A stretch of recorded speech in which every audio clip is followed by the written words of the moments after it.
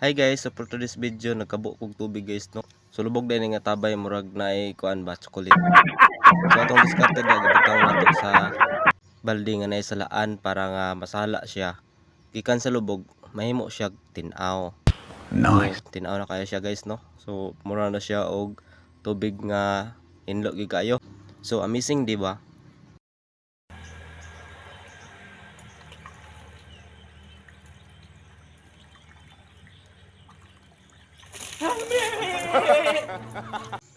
So inani day magtap guys no. So mo ni ang kaagi sa atong ninuno sa una guys, ato ang lulag lulo ug ato ang amahan inahan. So mo ni siya guys ang ilang ginabuha kay para mo hinlo guys. So guys, usa pa na mahimog bugas guys no, taas pa na nga proseso, kinalan pa na siya nga giukon para mahimo siya og humay.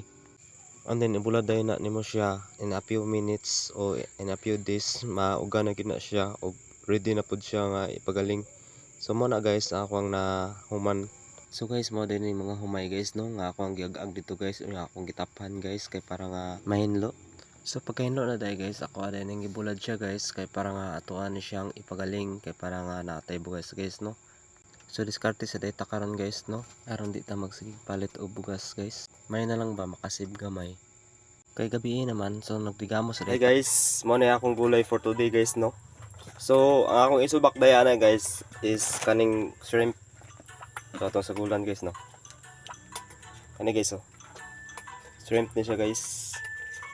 So atong isagol dia guys para muhumot siya guys ba.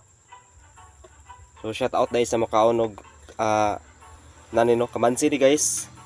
Kamansi nga ko ang gibutangan og inato nga sagol ba. So unya taon mga unta. Salamat guys. So nagsima-sima sa daytag balinghoy guys no kay gutom. So mano rin naggata guys no. Ha, init.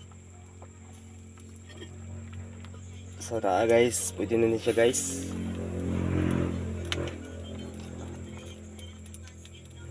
Ni oy.